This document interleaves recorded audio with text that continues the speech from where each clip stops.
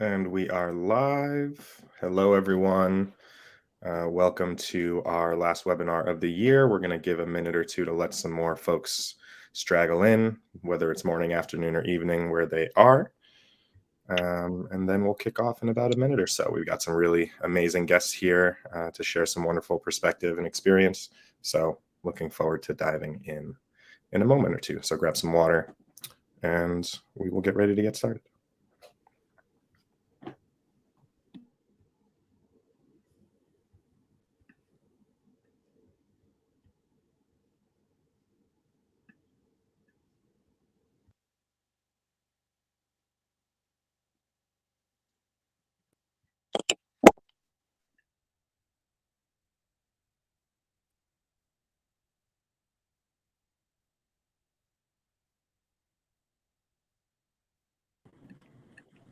Hop in the chat. Let us know where you're checking in from. Love to see where everybody is around the world. It's definitely been a global year, so nice to stay connected with everybody around the world. Amsterdam, Portugal, Lisbon, Bulgaria, Botswana. Amazing. Seoul, South Korea in the house.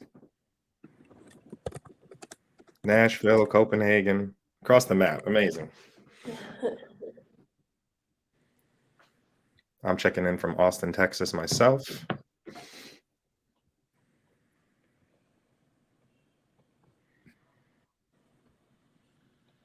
Bloomington, my new favorite city after the summer.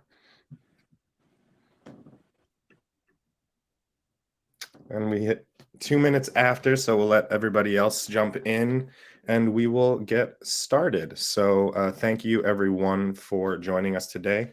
I am Lou, a Senior Customer Success Manager with Linkfire, and we are thrilled to have put together this power panel to end the year, where we're going to have a great chat and sort of just discuss what we might expect in the music industry next year in 2023.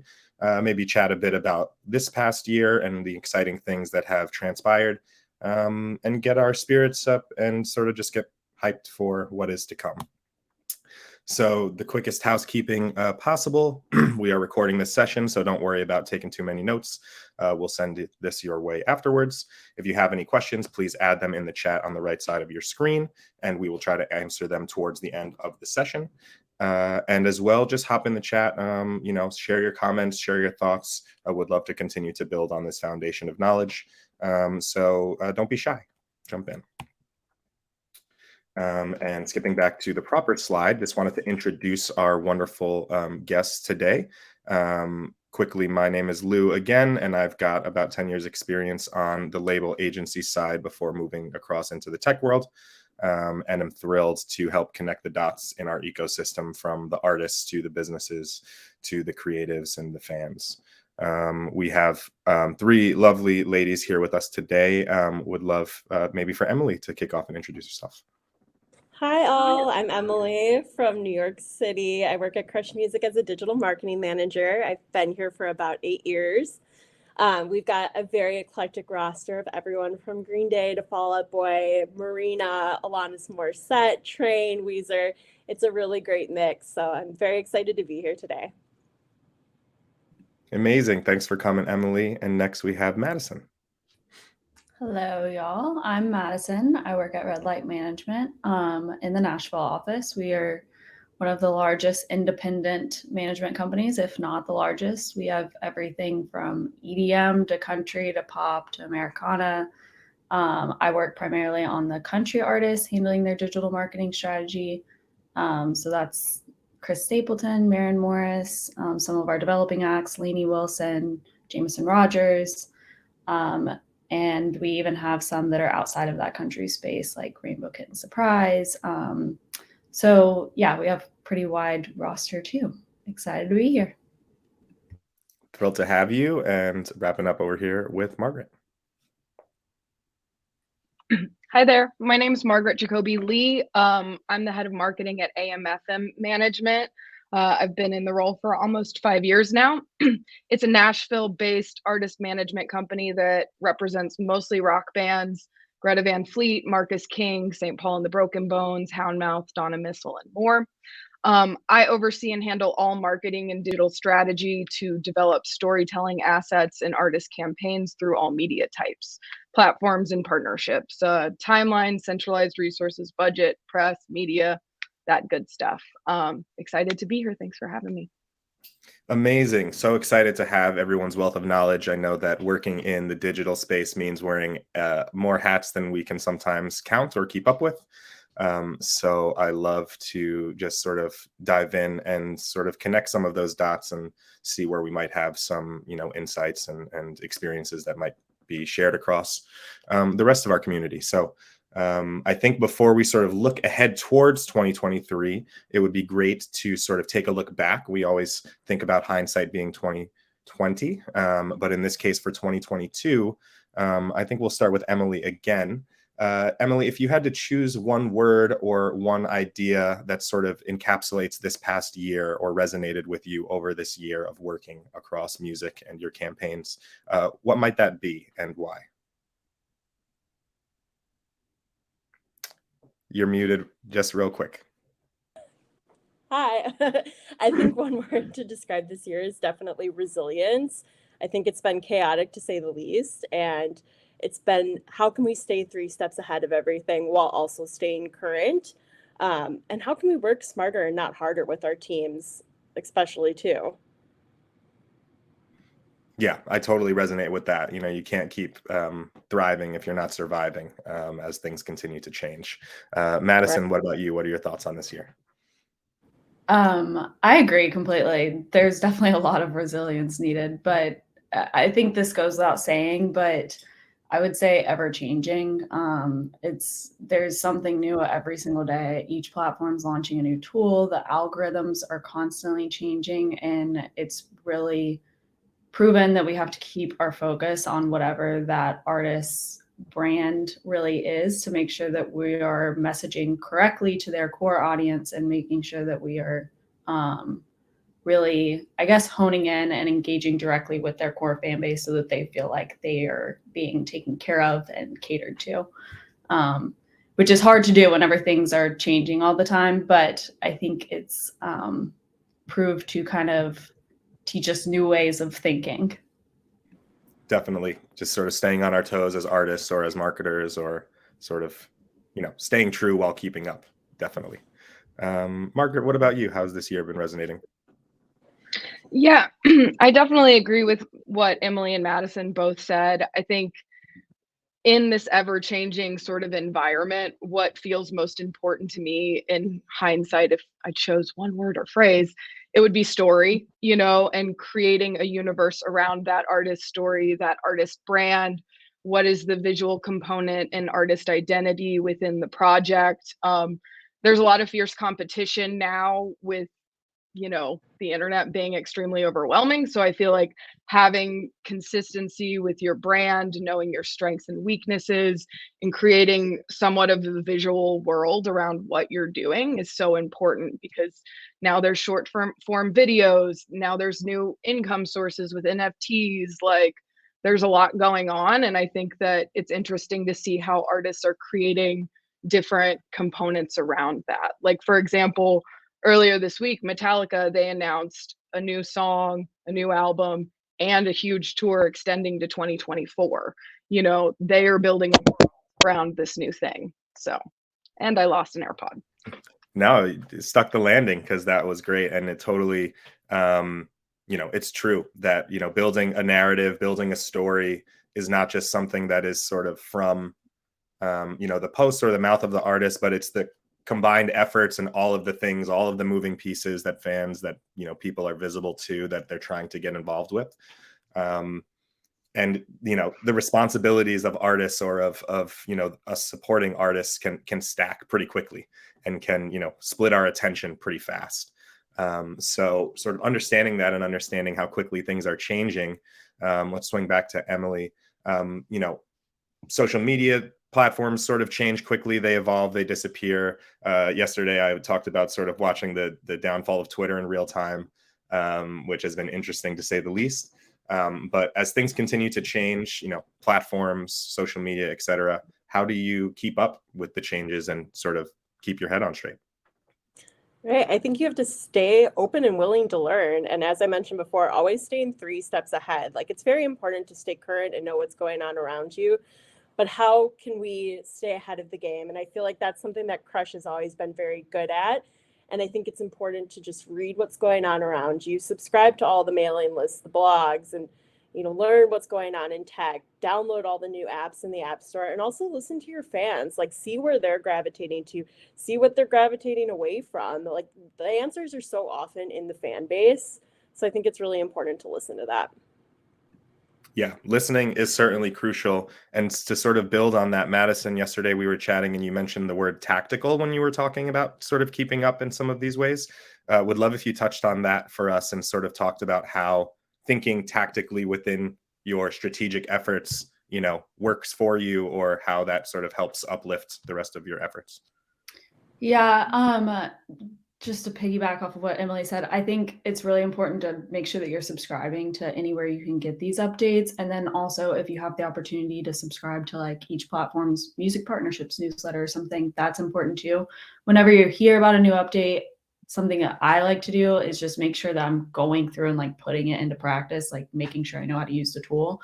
And then also just think of an example of when it might make sense. And I told y'all this yesterday, but like I keep kind of a digital Bible of any new tools or strategies or partnership programs that come about that I can refer back to whenever it makes sense. So I just try to make note of those things. So that's kind of my tactical approach, I guess, to learning about new tools or anything new in the social media or digital marketing space as it arrives. But yeah, I think that at the very minimum, just to keep up with everything that's going on, staying subscribed to everything and taking the time at least like once a week to read it, because I know that that can be daunting whenever your inbox gets really full.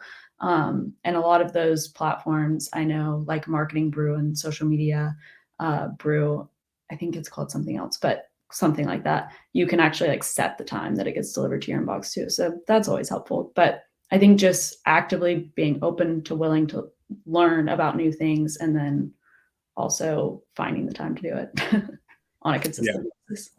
Definitely finding time and making time in your workflow is crucial. And Margaret, excited to hear your thoughts on this as well, considering you mentioned in your intro sort of like managing press, managing digital, there's a lot of responsibilities. So where is it that you find sort of solid ground connecting the dots across them all? Yeah, I mean, I think, everything they said was correct. For me, I really think about it in two ways. There is the aspect of like what is new, what is beta, what is working. TikTok is huge. Reels keep updating to be more like TikTok. Subscribe to all the newsletters. I love Music Allies newsletter. I feel like they have lots of really good updates. Little plug for friends. Know what's going on, how things are updating, and how you can stay informed, but also in relationship to where the fans are. Like, are your fans more on Instagram or Facebook, or, how are you understanding where they are in relationship to creating ownership with the fan data? What is the foundation that you're building? This is the second component to me. I think about fan funnels. How are you attracting, engaging, and converting people? Who's booking the digital advertising? Who owns those ad audiences? How are you, understanding your fan base on a deeper level to make sure that you're approaching each level of fan in an interesting way to build a world around what you're trying to communicate? Yeah, that makes 100% sense that, listening becomes a lot harder when the audience is sort of fragmented, and that, it's more important than ever to sort of be present where fans are, keep up with what they are saying to you, and sort of, I think, to tie back to what you mentioned earlier, or excuse me, what Madison mentioned earlier, actually leveraging like actual experiments with the new information and the new things that come up into your funnels or your worlds as you're creating the strategy, and finding room or finding opportunity within those ideas or those sort of new processes that might sort of pop up. It's certainly, I think we use, it's a lot less formulaic than it used to be when it comes to building strategies. I think we've discussed within our group, and certainly, the audiences on the different platforms are not nearly as similar, or sometimes even like as crossed over as we might expect, at least from my personal experience looking at some of the data and working on the artist support side. So I'm interested, and maybe Margaret, will just stick with you and let you sort of expand a bit. How has the way that you and your team, the way that you approach releases, whether they're album releases or single releases, putting out products to the market, how has that changed, or how is it changing as things continue to evolve? Yeah, sure. Honestly, it's thinking about who is that audience and finding the bespoke ways to approach them. So there used to be, the release strategy template of X, Y, and Z pre-release songs. You would drop an official video with everyone. You could kind of plug and play, and on the whole, this kind of worked. Now that everything is so fragmented with the internet, democratization across platforms and stuff like that, it's more about, what you were talking about, experimenting, figuring out what works for that specific audience, what works for that specific artist, finding ways to create a really good strategy and timeline to maximize and keep momentum in between each drop, whatever is resonating most with the fans. And also sort of teeing things up way earlier than you ever would before. You know, Beyonce teased her stuff 10 months before it even dropped. People are starting to post things on TikTok like way far in advance. Some labels are telling me 30 to 40 pieces of content on TikTok before a song even comes out. That's hard to keep up with. So I think it's finding that middle ground and compromise within it, but really like creating more of a synergy with the fans where they feel like they're part of the story. You're listening to them, and you're also sort of being a little nimble with how you're rolling things out. Most definitely. And it's interesting that, certain big orgs that support artists will still try to figure out the formula and then ask of managers or artists a certain, X amount of blank and hope that that is enough, I guess. So Madison, I'm interested to hear you pick this up, sort of, having to bring your own Bible to the digital world and sort of apply your own vision, and then also have these additional visions maybe from the artists themselves or from the labels. And across genres as well, I'm sure things change fairly frequently, as far as tactics and approach goes. So how are things changing in your world of releases? Yeah, exactly what Margaret was saying. Like, it's just nowhere near as formulaic as you used to be able to make it. And this is kind of a theme that we all keep touching on, but you really have to make sure you're paying attention to who that artist is and their brand and their audience, and the way that they want to receive information, and then build the release strategy around that. Because something that works for one artist, maybe that long lead teasing time may not work for another, and it may come off maybe a little bit disingenuous. And even if you do it once with one artist and then try to repeat it again, like I've seen that not work for one of our more developed country acts. That can also seem a little bit disingenuous. So I think it's just being really aware in real time of what that feedback is that you're getting on the content itself and what you're posting and through the comments, and being able to be very nimble in your strategy in how you're releasing and teasing and teeing up big announces. That's what I've found, at least.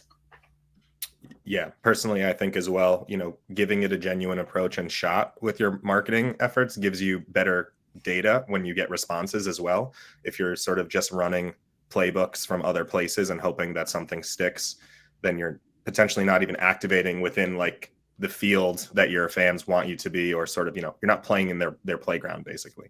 Right. So sometimes better to take a shot with something you think is a bit more resonant than to just do sort of what you think will be a dunk because somebody else did it and it worked out. Yeah. And I think there's a lot of education too that you have to give to the other partners, whether it be like a label or maybe your PR team's pretty involved in digital, and the artists themselves being willing to be like, hey, I see that you've seen that strategy work for X, Y, and Z whenever we tried it, or this is the outcome that could be based on what we know about your fan base too. So I think it's yeah, you have to be willing to listen and be open and like also be doing your own research on what's working out there, but then also just always keeping in mind what Margaret was saying, the story that you're building and the artist brand and how it would fit. Most definitely. And Emily, I'm interested to hear you touch on this, and in particular, sort of how the timelines have been shifting, knowing that you mentioned working with some acts that are sort of legacy brands, but still very active, in the space, making music, touring, etc. How have sort of things been shifting, releasing, the old and the new? Right. I mean, I think a great example of that is Train. I mean, we oftentimes overlook like these great catalogs that these artists have, and we just focus on the new release that they have. But they have so many hits in the past too that we can elaborate on, right? So the old formula of putting out an instant grad track, announcing a tour, and whatever else you're announcing in one clump doesn't necessarily work anymore. It's how can we gain momentum throughout the entire release schedule, really? And I find that bringing the catalog into that is super helpful overall. And I think it's definitely a case by case basis, which Margaret and Madison both touched on too. You have to figure out what really works best for your own artists. Like what's going to work for somebody like Taylor Swift isn't necessarily going to work for a Weezer. So you have to just say like, who's my fan base? What's worked best for them in the past? But what can we also do different in the future that could work for them even better? Definitely. And I think that, thinking in past years has sort of been more around getting multiple bites at bigger apples when it comes to release strategy. So sort of finding Right. ways to maximize moments or events, like, those big sort of cornerstone events on the timeline. And now it's more important than ever, it seems, to like never like be off cycle, I guess, or like the evergreen sort of Right. release strategy is much more prevalent, where every piece of the puzzle that's going out like to your audience is bites at the apple you're using to give you context for like your whole approach, not just sort of like in the window of like a specific product. Though Totally. the market is still like, the release schedule and like the way that sort of we see music on the pop culture side is still so like album heavy, like album releases and those types of metrics. So yeah, it's interesting to sort of have that back and forth play of like the big moment still being super important, that release day, but the reality of like the other 364 days are just as much or more important than that release day. Yeah. Like you should never truly be off. There's always Right. something there that you can work. Yeah. And I know that Yeah. we've all worked directly with artists, Margaret. How do we help keep our fan base engaged and also not burned out in the same way that maybe we keep our artists engaged and not burned out as we sort of approach building these stories? Well, one thing I wanted to jump in on, because I really loved like what you guys were saying. I think one thing that's important to sort of understand within this context of this panel is like all of us are artist management, like we don't work in the label context of just album by album by album. We have to have these digital Bibles because everything has to be bespoke per artist. Like each artist is very different, and it's up to us to really understand and embrace that. But that's also a better long-term strategy, because you're able to really think about, what does the tour announce look like too? Like, how does that tie in? How are we like creating synergy across the album campaign and the tour announce and on site with the tour? Like all of these things are connected and all of it is part of that artist story. So I think like rather, at least it's helpful to me, and I used to work on the label side and I love labels, they're wonderful, but the reason I left is because it was so campaign focused. I think it's really important for people to think about the whole picture. Like what does that full pie look like? Everything is just a slice that you're adding to it. You know what I mean? So I just wanted to jump in with that because I think that does also speak to building an engaged following, because ultimately the goal is like making fans feel special and inspired. Like fans listen to the artists that we work with because they make them feel good and inspired, and whether it's angry or sad or whatever emotion they're going through, it doesn't matter. It's that connectivity. So I think when you're trying to build an engaged following and develop things on social media, you have to think about that and like what will inspire these people, what resonates with them, why do they like the artist in the first place? Because usually that's how you build. So just my 2 cents. No, that was amazing. And Madison, would love to hear you follow up, considering, building these types of engaged audiences in really noisy ecosystems like music entertainment now is sort of like there's no real like direct competition that is outside of the purview of like other people's attention, like the World Cup or the video game industry, or like there's so many things that could be sort of pulling for fans' attention, that we're trying to cut through the noise for our artists, or help them cut through the noise and stand out amongst lots of people trying to build engaged followings, or make people feel special, right? So wondering sort of how you've seen ways to succeed there, or what you've thought as you sort of navigated that space.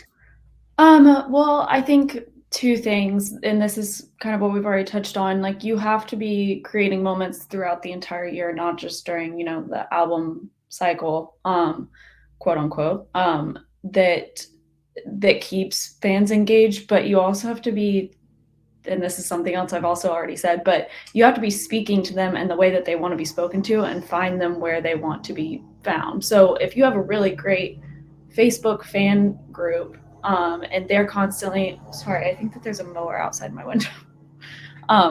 But if they're very engaged, like, you want to foster that engagement and, pose questions in there, or, drop little hints and stuff, and find them where they're already active.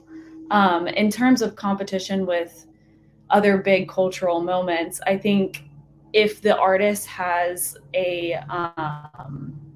some sort of direct correlation with that moment, having them lean in and show their perspective on it, or offer some sort of like feedback to whatever that big cultural moment is. So if the artist is also interested in soccer, then they should lean into the World Cup, showcase the more lifestyle side of what their personality is, and post about it or talk about it, or create some sort of fun fan watch party if it makes sense, where they also listen to the album. I think it depends on each artist, and yeah, that's what I keep going back to. But yeah, no, I mean, I think if I was to go back to the first question, like, leaning in is certainly like a resonant theme for me. I feel like we've seen artists and their teams lean into a lot of different processes, whether it's live streaming or more one-to-one fan engaging. And I think artists are also leaning into that as well. Like, Lizzo's been a champion. Like, I watched the TikTok of her literally sending a dress to a fan, because the fan sort of just made a personal moment of like saying, "Oh my God, I saw the dress you wore. It's beautiful. We have the same type of body. I would love to wear that dress." And like, that's so genuine, from my perspective, I think. And that comes from having some fearlessness to lean in, right? And to actually embrace and engage with fans, like you mentioned, sort of how they want to. Emily, would love to hear your thoughts on this as well. Yeah, I think leaning in is so important to help build that unique and personal experience with your fan base. And again, it's a case by case basis. Every artist is so different from each other.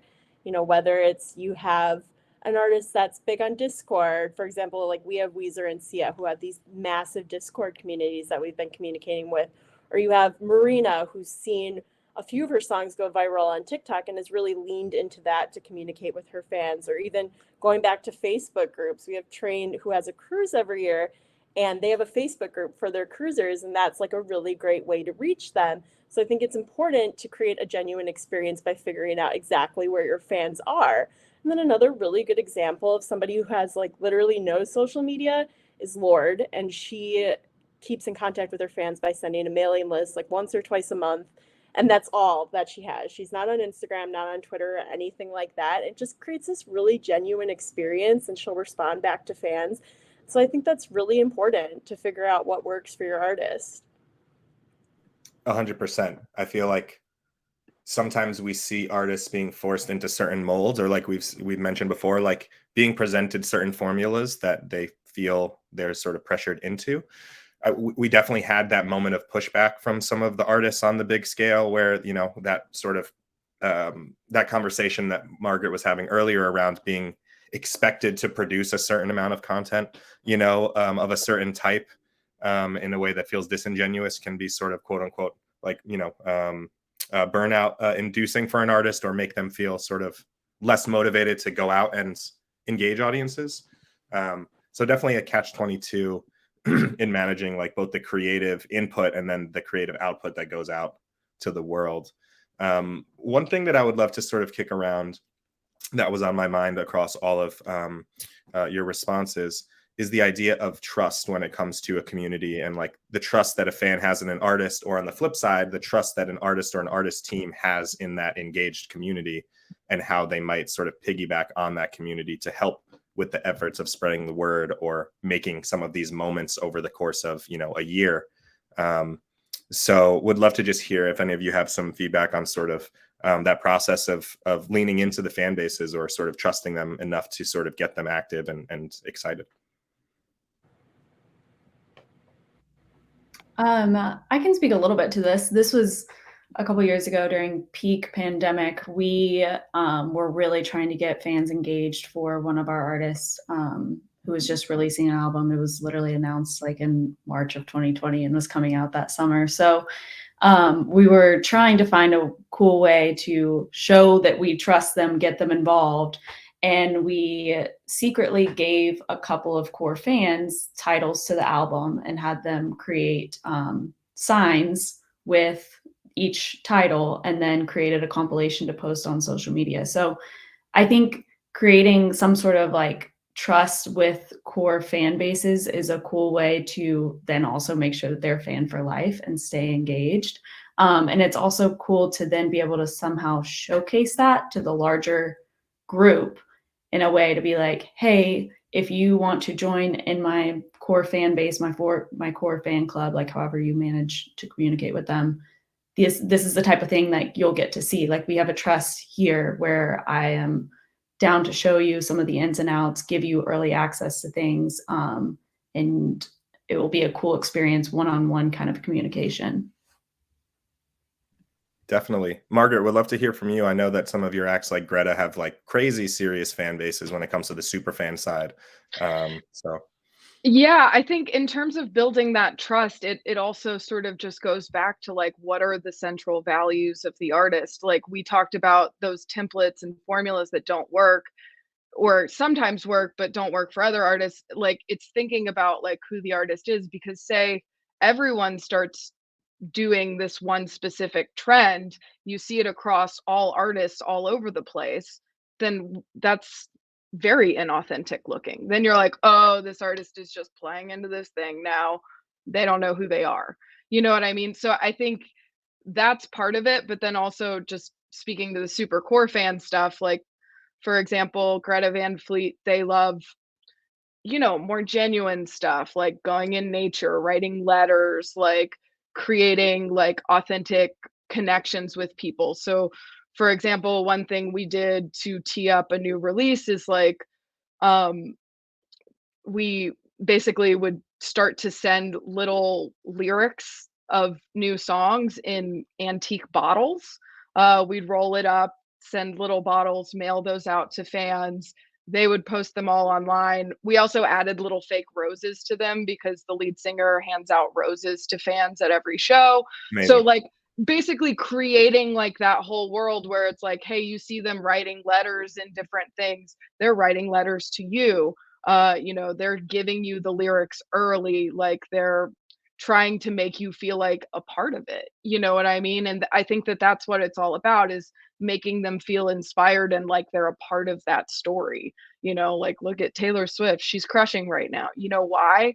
Because all of the Swifties feel like they've helped in her journey somehow. You know what I mean? Like whether that's Totally. diluted or not, I don't know. Like there's probably some truth to it. She's brilliant, you know, but I just think that creating that understanding of who the artist is and consistently showing up in the ways that work for the artist is really what builds that trust over time. So Definitely. And I think you mentioned some things, you know, the roses, like they're speaking within the language of Greta Van Fleet to the fans that understand that and really appreciate it, and gives opportunities for new fans to learn some of those pieces of the language as they start to engage with those contents online, which is super cool. Totally. Emily, normal people would be like, why am I receiving this? I don't want this. But a fan No. is like, oh my God, like I've been touched by an angel. You know what I mean? So Mhm. that's the difference. And it Um, takes some trust to leverage physical mail these days. Like most people don't think about like their favorite band sending them something or like, you know, a surprise showing up at their door or whatever, but you can definitely delight people in some of those ways. You know, some of the things we think about being like more traditional as far as our strategies goes, like a mailing list via email, is certainly not out of like the power realm of like marketing tools. You know what I mean? It's sometimes you can leverage more, you know, having a really strong mailing list than you can with a viral moment or something else. Um, totally. so, Yeah, I think, oh, sorry, go ahead, Madison. no, I was going to check in to see if we still had Emily because I wanted to follow up. I'm still here. Can you hear me? I can, yes. I think my Wi-Fi is being a little ditzy because I saw my camera went off and it's not going back on. So hopefully it'll snap back into it in a second or two. All good. Well, we can hear you perfectly. So would love to just get your thoughts on this idea, considering you mentioned sort of Discord and like these very internal, personal kind of communities that get built around artists. You know, how do you keep speaking their language and developing that trust in like those more closed off spaces? Right. And I think we talked about this yesterday, but super serving your core fan base is so important. And it definitely echoes a lot of what Madison and Margaret have already said. But just a few great examples. And also, yesterday we talked so much about having fun too. Like, it's important to make things fun and natural. And some really good examples of that are in the past, we've sent out potatoes to Panic at the Disco fans, which there was a potato in one of their videos. So it was something that only their core audience understood, but it went viral within the fandom. And created a lot of buzz. And we've done other fun things where we sent fake hands to Fall Out Boy fans, which was another reference to one of their videos. So it's just making things really personal, natural, and fun. And that's going to spread further than anything else you can do, really. Definitely. I think that what's interesting to me is amongst like making these fun moments, you also just have to like you have to be communicating a lot with fans and sort of making the most of all the information and the insights that fans are sort of sending back your way. How do you manage that in a way that is serving enough to the fans while also sort of preserving like the authenticity of the artist and sort of their authority to make the calls? You know, it seems like the old way was just for the artists to make all their decisions how they wanted to and then hope that the fans perceive them or just trust the fans to perceive them a certain way. But now the feedback loop is closer than ever as far as, you know, the fans being in the ears of an artist, either because of just like huge social media volume of tweets or something so personal like a Discord where they can just tag an artist and at them with a suggestion in one of their threads. So how do you sort of keep the balance there? I mean, again, it's taking a deep dive into your artists and really understanding their fan base, paying attention to what they're saying, paying attention to what they're gravitating to and gravitating away from, and really forming that open and honest relationship with them. Totally. Madison, are there any sort of techniques or tools that you use to sort of help stay on the pulse of your audiences for the artists that you work on? I don't know that there's really certain tools that I use. I think it's just about taking the time to make sure that you're, you know, reading through comments and really understanding like who that core audience is.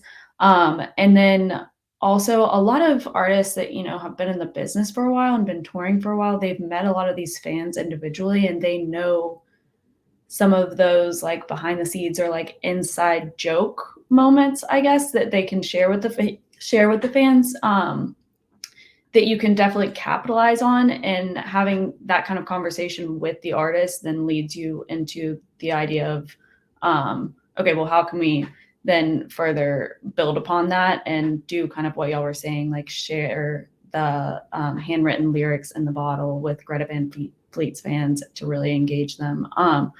But in terms with like keeping up with what that looks like, I don't know that I've found like one tool that really helps. So if anybody else has one, I would love to know. But I think it's really just being very intentional and taking the time to monitor the feedback that you're getting to see what could make sense. Definitely. And Margaret, how about you? How do you sort of keep that balancing act of super serving while also sort of letting the artists, live? I manage a fantastic social media coordinator on the team.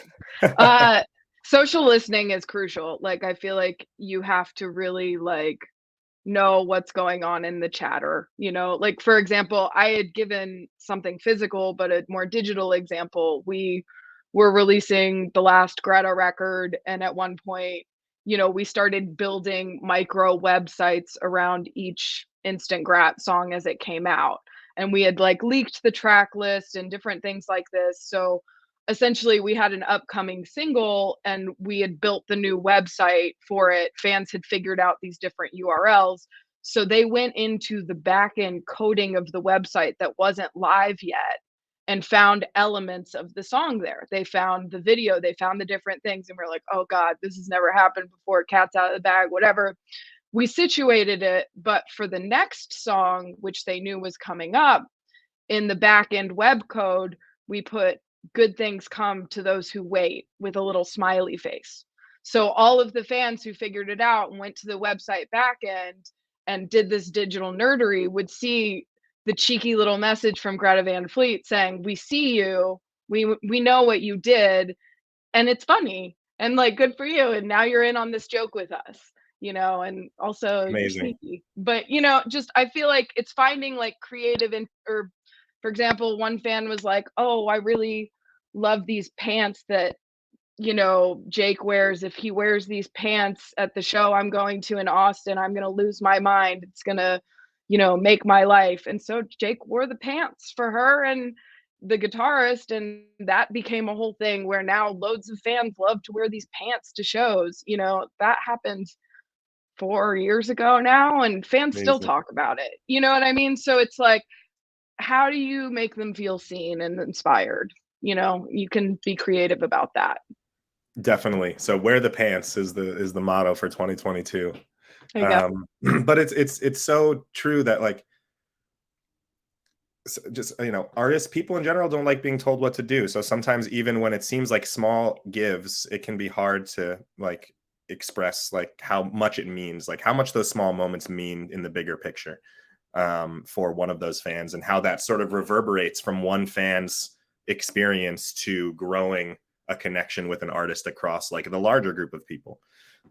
So love that sort of those small moments are being served across all of our sort of experiences. And as we look forward into next year's experiences, obviously there is, always reviewing. Cupid. My dog sees somebody exciting outside and it's disruptive. As we all look ahead into next year, what kind of things are we predicting? What kind of things are we excited for, either to sort of blossom or things that we're hoping to sort of see move in the right direction? Margaret, let's toss it back to you. Cool. I think as we start to see people trying to find these golden formulas and more artists are doing the same thing, it's figuring out, like, I've just noticed personally, and I don't know if you guys agree with me, it feels like things are trending more towards, dare I say, authenticity. It's like, how are things relatable to people now? I had one of the managers on my team was talking to her artist grandma, who's like a Gen Z indie pop bedroom sort of artist. And he was telling her, like, you need to stop putting filters on all your Instagram selfies. It makes you look really old. And she was like, what? Like, A, I am old, so, whatever. But B, like, what? Like, I feel like with TikTok and how things have developed, like, fans really want to feel like they're relating to the artist, that they can connect with them. Like you mentioned Lizzo before, one thing she's done so brilliantly is like making fans feel like she speaks for them on a level. So if you like Lizzo, you like her values, you like, body positive stuff. So I think trending towards authenticity and really being real and like understanding that, the best way to show up is what that foundation is for the artist is important.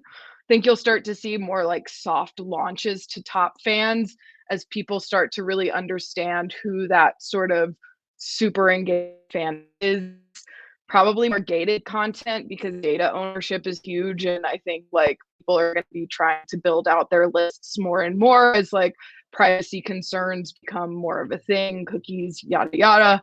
And I also think like this idea of creating artist themes or content throughout the year to build momentum is really going to be important. Building a world, building a universe around the artist and what they're doing. I think that that's going to sort of tie back to that relatable authenticity, because when people see or think about the artist, they know the touchstones that sort of relate to that artist, and that's how you really get the message across.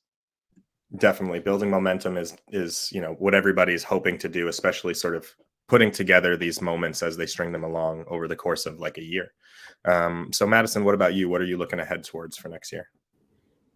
I think this kind of goes back to what we were saying originally, but I feel like we're almost like at a breaking point, or we kind of have been at a breaking point where you have to be spread so thin across so many platforms, doing so many things all at once, or the artist has to be too, that everybody's going to really just focus on where they're finding their audience. And then hopefully in most cases that can be turned into some sort of like data capture or data management that can be then expanded upon, where you're further segmenting like who wants more information on this subject, on the music versus merch versus tour dates. So I think that's really important. And as all of the algorithms for these platforms change, it's becoming increasingly more more obvious that needs to begin to happen for artists. Whether you're a large artist or you're small and just beginning, starting that data management and doing it the proper way from the get-go is going to prove to be very, very helpful down the line.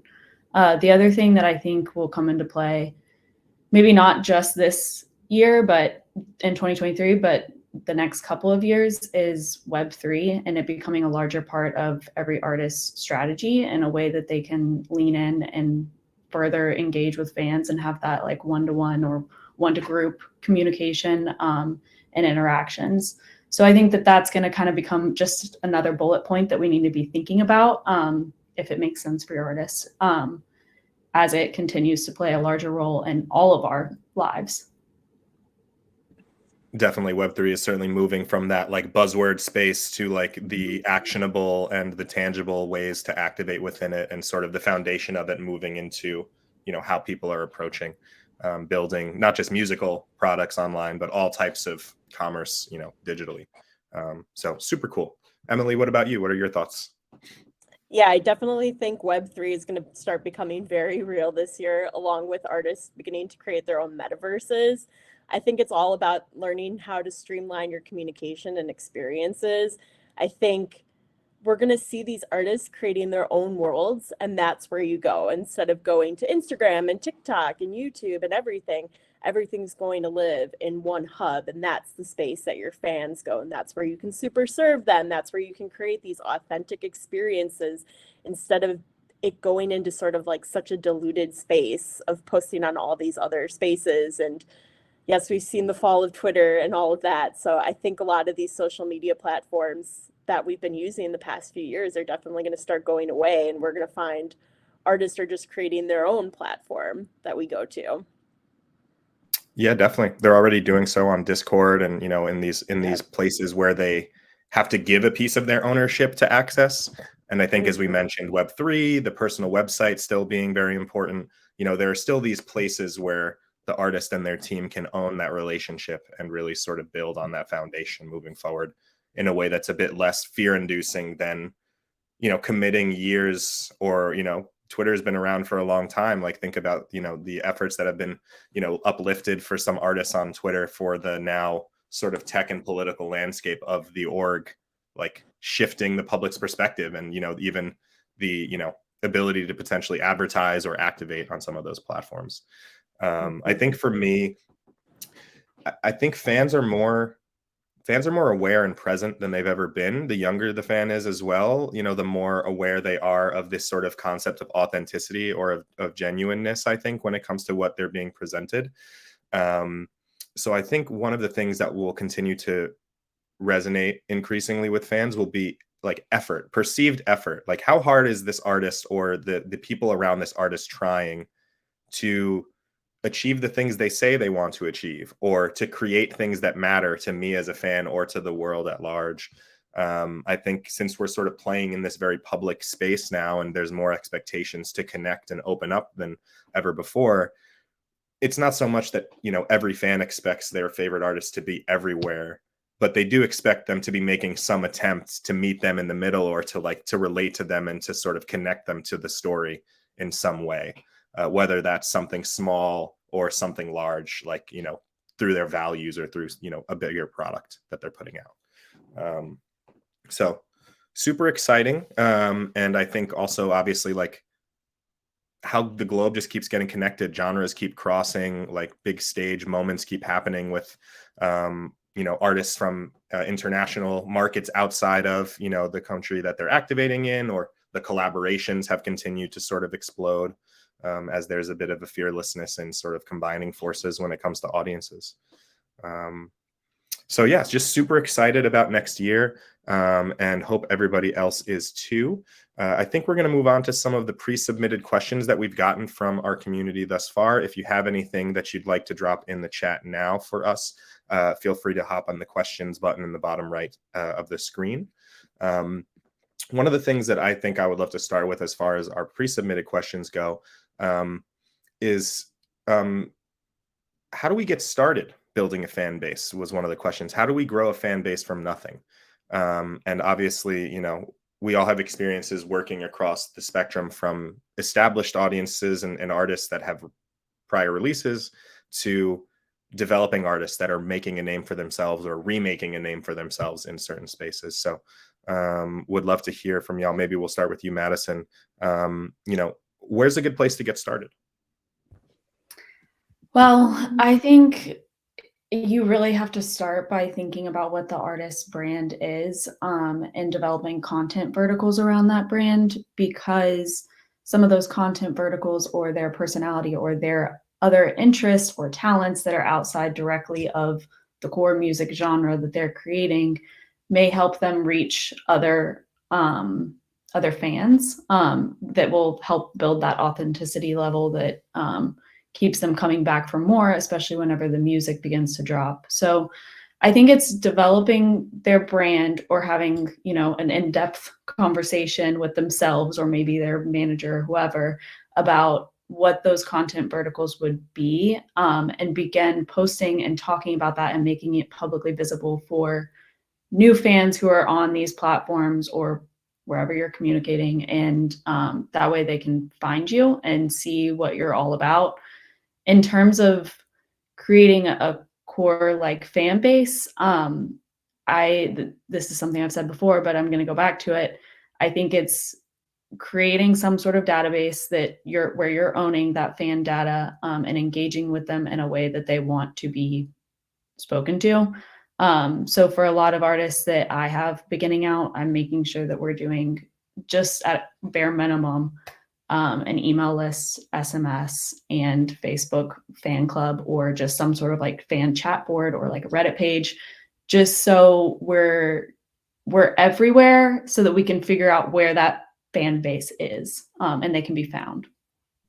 Totally makes sense. Understanding what you're moving as far as your product or your brand goes, understanding, what you're wrapping around, and then also owning things up front from the start, not just sort of letting things develop later, but really sort of taking accountability right away, which is really great. Margaret, what about you? Any thoughts? I mean, honestly, Madison hit the nail on the head with that one. I would say, you have to really think about, the artist. What are the artist's strengths? How are we communicating those strengths? I make sure that they have coverage across, at least the most basic social media platforms, just to make sure that there's a presence there. But then through starting to share more and more content that you've built based on your strengths and things that work for that artist.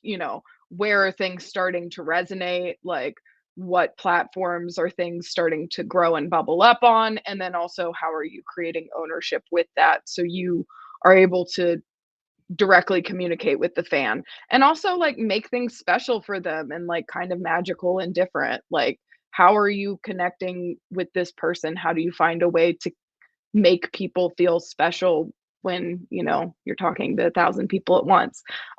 It's not an easy thing to do, but the only way you can start to learn that is by trying and listening and seeing what works and what doesn't work.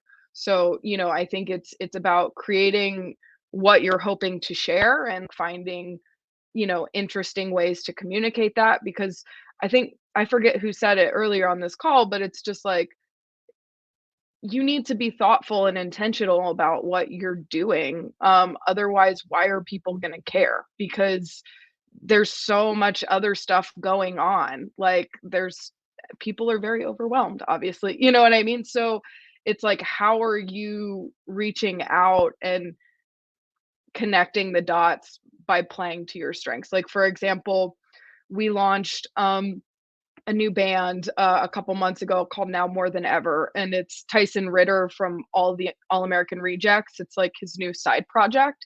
So we literally did just start from scratch. Whole new profiles, whole new website, the whole thing. But looking at that, it's like, obviously his strength is from his previous band. So like, how do we leverage that? Can we get any old newsletter lists that we can use? Like, how do we create synergy so fans really understand where this band came from and why you should care? You know what I mean? Those are the things that we're working towards with it, if that makes sense. Definitely. And Emily, would love to hear your thoughts here and sort of tie it to one of our live questions here, which is around, how do we coax legacy acts that are a bit hesitant to be authentic and start anew, when they may have sort of an idea of their fan base? How do we sort of coax people that are reinventing themselves or reemerging in the market to build from the ground in this way and be open and authentic with their experiences? Just would love to hear your thoughts on this sort of, figuring out which way's up and maybe potentially how you get or work with the legacy acts to help them find their stride again. Yeah, I mean, I think it's less about coaxing them and more about really creating that standard of trust and integrity. And again, having that ownership even as a legacy act, and showing them what's working for other artists. I think it's really important to bring those examples in front of them and say, hey, this is working for this person. Maybe you can put your own spin on it. And really just being open and genuine with them and having that honest relationship. Definitely. I agree. And I have some personal experience with this from my label days and from my agency days, where even just using an emoji in the copy of a post was like a serious issue. And Right. that was something that I'll take with me forever. Because, in the moment I was like, okay, why is this a huge deal? It was like an emoji for a flag. I was thanking the fans from a certain country for an international tour date. And I was reprimanded very strictly, saying like, this is not in the artist brand. So I had already been made aware how, important voice was. But sometimes, even just including little things like emojis or, public facing things that we assume are sort of, common circumstance, they can rock the boat for our artists sometimes. So, getting, a new artist or a legacy artist from point A of creating nothing or thinking very little about, their voice to their fans or how they're engaging and how they're presenting themselves to, being active and like taking action themselves or taking action like to inspire their team to make more is pretty powerful, I think. Right. And it's all about paying attention to what's going online too. One really great example is somebody posted a picture of a lawnmower that had a reference to Alanis Morissette's You Ought to Know, and we quote tweeted it with You Ought to Mow. And it was honestly her biggest tweet to date. And it was just little things like that, like saying, this is going to work. This is going to be funny. Just trust us. And trusting that process. And when you see those things, bringing it forth to your artists and saying, like, you have to interact with this, like, trust us. this is gonna work. Definitely hoping that 2023 is the year of trust all around. And I think to be respectful of everybody's time today, we'll wrap with that question. And I just want to say thank you again to all of our lovely guests here today, Margaret, Madison, and Emily. So thank you for making time to share some of your experience with all of us. And I certainly sped through my small slide earlier about us at Linkfire and what we do. But, we are a tech platform that helps empower music discovery worldwide, and we help to connect our ecosystem, as I've hoped to do with this panel today. So feel free to, check out some of these wonderful influencers, I'll call them, across their own socials, LinkedIn's. Keep up with them and their amazing artists, and we will be sure to be back next year in 2023 with some more webinars, panels, exciting stuff. So thank y'all so much. Thank you. Thank Thank you, you. Lynn.